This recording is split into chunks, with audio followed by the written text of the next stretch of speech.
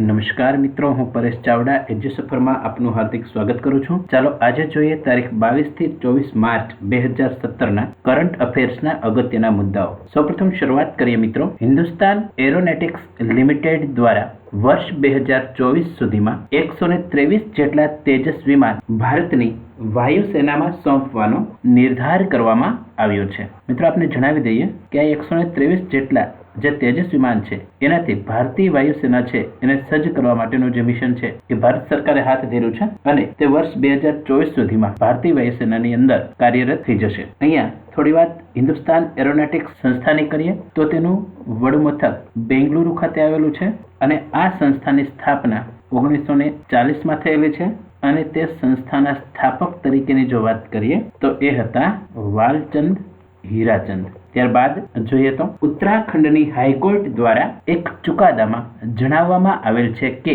ભારતની ગંગા અને યમુના નદીઓ જીવિત વ્યક્તિના જેમ તમામ પ્રકારના કાયદેસર અને બંધારણીય હકો મેળવશે. મિત્રો આપને જણાવી દઈએ કે આદિકાળથી ભારતની ગંગા અને યમુના નદીઓ છે એ લોકોનું આસ્થાનું પ્રતીક રહી છે અને તેથી તેને જીવિત વ્યક્તિના દરજ્જાની વાત છે અહીંયા કરવામાં આવેલી છે. ત્યાર પછીનો મુદ્દો જોઈએ તો આગામી 2 એપ્રિલના રોજ ભારતની સૌથી લાંબી સુરંગ સડકનું ઉદ્ઘાટન દેશના વડાપ્રધાન શ્રી કરશે.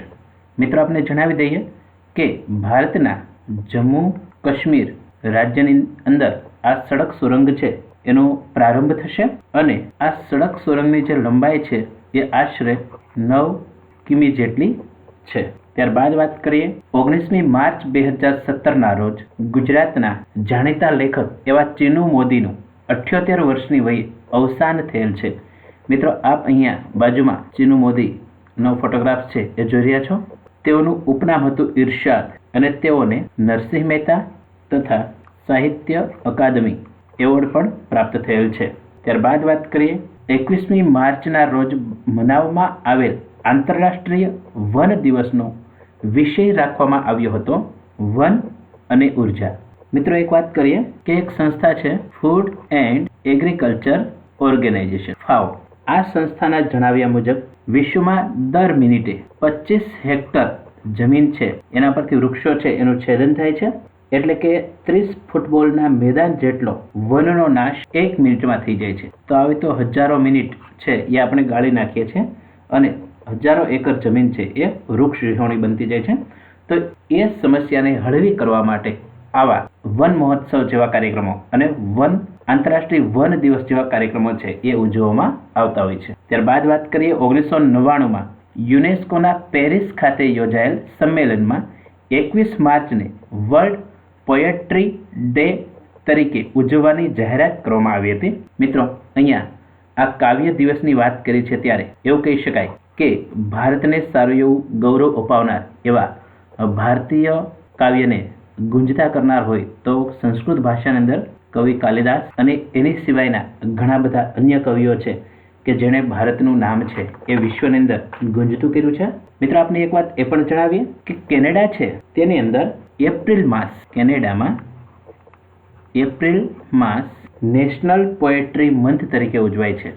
નેશનલ પોએટ્રી મંથ અને આમ આખો મહિનો છે એ આ ઉત્સવની અંદર લોકો છે એ ઉજવતા હોય છે, ભાગ લેતા હોય છે. ત્યારબાદ વાત કરીએ હાલમાં સંયુક્ત રાષ્ટ્ર દ્વારા બહાર પાડવામાં આવેલ માનવ વિકાસ આંક 2015માં ભારત 188 દેશોમાં 131મા સ્થાન ઉપર રહેલ છે. મિત્રો જણાવીએ કે આ વખતના સૂચકાંકની અંદર એટલે કે માનવ વિકાસ આંકની અંદર નોર્વે દેશ બાજી મારી ગયો છે. એટલે કે આ વખતે પણ તે પ્રથમ નંબર પર રહેલ છે. ત્યારબાદ વાત કરીએ થોડા સમય પહેલા ન્યુઝીલેન્ડ સરકાર દ્વારા વાન ગુનાઈ નદીને જીવિત વ્યક્તિનો દરજ્જો આપવામાં આવેલ છે. મિત્રો અહીંયા થોડા સમય પહેલા આપણે જે વાત કરી કે ભારતની 2 નદીઓ છે એને પણ જીવિત વ્યક્તિનો દરજ્જો અપાયો અને તેના પહેલા એટલે કે એ ચુકાદા પહેલા આ ચુકાદો છે એ જાહેર થયો તો એવું કહી શકાય. અહીંયા થોડી વાત એ પણ કરીએ કે વાન ગુનાઈ નદીઓને જીવિત વ્યક્તિનો દરજ્જો એટલા માટે આપવામાં આવ્યો છે કે ત્યાંના આ માઓરી લોકો છે, માઓરી જાતિના લોકો છે એ તેની સ્થાનિક પ્રજા છે અને તેઓ આ વાન ગુનાઈ નદી છે તેને પોતાના પૂર્વજો માને છે અને તેથી ત્યાં આ નદીને જીવિત વ્યક્તિનો દરજ્જો છે એ આપવાની વાત છે એ સરકાર દ્વારા થયેલી છે. વર્લ્ડ હેપીનેસ રિપોર્ટ 2017 અનુસાર ડેનમાર્ક દેશને પાછળ રાખી વિશ્વનો સૌથી ખુશ દેશ નોર્વેને બતાવવામાં આવ્યો છે. મિત્રો થોડી વાર પહેલા જ આપણે નોર્વે છે એની વાતો છે એ પૂરક પ્રશ્ન તરીકે કરી ગયા છે. અહીંયા વર્લ્ડ હેપીનેસ સર્વેની યાદીમાં છેલ્લું સ્થાન છે, એટલે કે અહીંયા લખીએ છેલ્લું સ્થાન સેન્ટ્રલ આફ્રિકન રિપબ્લિક દેશનું રહેલું છે. ત્યારબાદ વાત કરીએ 21મી માર્ચના રોજ સંયુક્ત રાષ્ટ્ર સંઘ દ્વારા જાતીય ભેદભાવ ઉન્મૂલન હેતુથી આંતરરાષ્ટ્રીય દિવસ મનાવવામાં આવે છે. મિત્રો આપણે જણાવી દઈએ કે આ દિવસને જાતીય ભેદભાવ વિરુદ્ધ દિન તરીકે ઉજવવામાં આવે છે.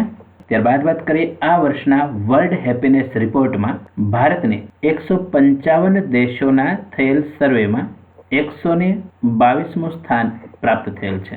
મિત્રો વાત કરીએ પ્રથમ આંતરરાષ્ટ્રીય પ્રસન્નતા દિવસ 20 માર્ચ 2013ના રોજ મનાવવામાં આવ્યો હતો. ત્યાર પછીનો મુદ્દો જોઈએ તો રાષ્ટ્રપતિ પ્રણવ મુખર્જી દ્વારા પ્રદાન કરવામાં આવેલ વીરતા પુરસ્કારોમાં મેજર રોહિત સુરીને કીર્તિચક્રથી સન્માનિત કરવામાં આવ્યા હતા. ત્યારબાદ વાત કરીએ હાલમાં ભારત સરકારે માધવી પુરી બુચને સેબીના પૂર્ણકાલીન સદસ્ય તરીકે નિયુક્ત કરેલ છે. મિત્રો આપણે વાત જણાવી દઈએ કે સેબી એ SEBI નામે ઓળખાય છે, જેને કહેવાય છે security and exchange board of India, અને જેના હાલના પ્રેસિડેન્ટ તરીકે જે કામગીરી કરે છે તે છે અજય ત્યાગી. ત્યાર પછીનો મુદ્દો જોઈએ તો હાલમાં 100મી ટેસ્ટ રમનાર બાંગ્લાદેશે શ્રીલંકાને હાર આપી 100મી ટેસ્ટમાં વિજય મેળવનાર બાંગ્લાદેશ ચોથો દેશ બનવા પામ્યો છે. મિત્રો આપણે જણાવી દઈએ કે 100 ટેસ્ટમાં જીત હાંસલ કરનાર દેશોની અંદર પહેલું આવે છે ઓસ્ટ્રેલિયા, ત્યારબાદ આવે છે વેસ્ટ ઇન્ડિઝ, ત્યારબાદ પાકિસ્તાન અને હવે બાંગ્લાદેશનો તેમાં સમાવેશ થયો છે.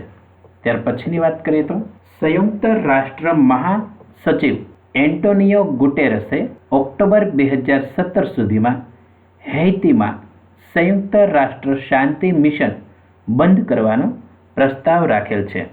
મિત્રો અહીંયા હૈતીની વાત કરીએ તો હૈતી છે એક દેશ છે. બીજી વાત કરીએ એન્ટોનિયો ગુટેરેસની, તો એન્ટોનિયો ગુટેરેસ જે સંયુક્ત રાષ્ટ્ર મહાસંઘના 9મા મંત્રી છે, એટલે કે મહાસચિવ છે, અને તેઓએ 1 જાન્યુઆરી 2017થી આ પદનો કાર્યભાર છે એ સંભાળેલો છે. ત્યારબાદ વાત કરીએ 22મી માર્ચના રોજ વિશ્વ જળ દિવસ મનાવવાની જાહેરાત સંયુક્ત રાષ્ટ્ર દ્વારા વર્ષ 1993માં કરવામાં આવી હતી. આ વર્ષે 22મી માર્ચે ઉજવાયેલ વિશ્વ જળ દિવસનો વિષય રાખવામાં આવ્યો હતો, એટલે કે આ વર્ષનો વિષય અપશિષ્ટ, અહીંયા લખવાનો પ્રયાસ કરીએ, અપશિષ્ટ જળ રખાયો હતો. ત્યારબાદ વાત કરીએ ભારત દેશનું બિહાર રાજ્ય પોતાનો 105મો સ્થાપના દિન મનાવી રહ્યું છે. તો 22મી માર્ચ બિહાર રાજ્ય પોતાનો સ્થાપના દિન છે એ ઉજવે છે, અને આ વર્ષના બિહાર દિવસની ઉજવણીની જે થીમ રાખવામાં આવી હતી એ હતી નશા મુક્તિ, જે ખરેખર બિહારને એક સારા માર્ગે જવાની કોશિશ છે એ જરૂરથી કરાવશે એવું કહી શકાય. ત્યાર પછીની વાત કરીએ તો આ વર્ષે મનાવવામાં આવેલ વિશ્વ જળ દિવસનો વિષય રાખવામાં આવ્યો હતો અપશિષ્ટ જળ. મિત્રો વાત કરીએ આગામી વર્ષે 2018માં વિશ્વ જળ દિવસનો વિષય હાલ અત્યારથી જ નક્કી થઈ ગયો છે, અને તે વિષય છે એ રહેશે જળ માટે પ્રકૃતિના આધાર પર સમાધાન રાખવામાં આવશે. ત્યાર પછીની વાત કરીએ તો હાલમાં ભારતીય સંસદની રાજ્યસભામાં બહુમતીથી HIV એઇડ્સ વિધેયકને પારિત કરવામાં આવેલ છે. મિત્રો આપને જણાવી દઈએ કે HIV એ જીવલેણ રોગ છે, અને તેનું પૂરું નામ એટલે કે HIV નું પૂરું નામ હ્યુમન ઇમ્યુનો ડેફિશિયન્સી વાયરસ. તો આ છે HIV નું પૂરું નામ હ્યુમન ઇમ્યુનો ડેફિશિયન્સી વાયરસ થાય છે. ત્યારબાદ વાત કરીએ 21મી માર્ચના રોજ UNOA આ દિવસ એટલે કે 21મી માર્ચના દિવસને વર્લ્ડ ડાઉન સિન્ડ્રોમ ડે તરીકે જાહેર કર્યો હતો. મિત્રો અહીંયા વાત કરીએ વર્લ્ડ ડાઉન સિન્ડ્રોમ ડેની, તો હાલ વિશ્વની જે વસ્તી છે એ વસ્તીના 2%થી વધારે લોકો ડાઉન સિન્ડ્રોમ ડિસેબિલિટીથી પીડિત છે. અહીં લખી શકાય ડાઉન સિન્ડ્રોમ ડિસેબિલિટી. ત્યાર પછીની વાત કરીએ ગુજરાત રાજ્યમાં નવી 4 ખાનગી યુનિવર્સિટીની સ્થાપના માટેનું વિધેયક પસાર કરવામાં આવેલ છે. આ 4 યુનિવર્સિટીઓ પૈકી 2 યુનિવર્સિટીઓ, 2 ગાંધીનગરમાં, 1 અમદાવાદનો ધોલેરા અને 1 સુરત ખાતે તૈયાર થશે. ત્યારબાદ વાત કરીએ 23મી માર્ચને સમગ્ર દેશમાં શહીદ દિન તરીકે ઉજવવામાં આવે છે. આ દિવસે ભગતસિંહ, રાજ્યગુરુ અને સુખદેવને ફાંસી આપવામાં આવી હતી.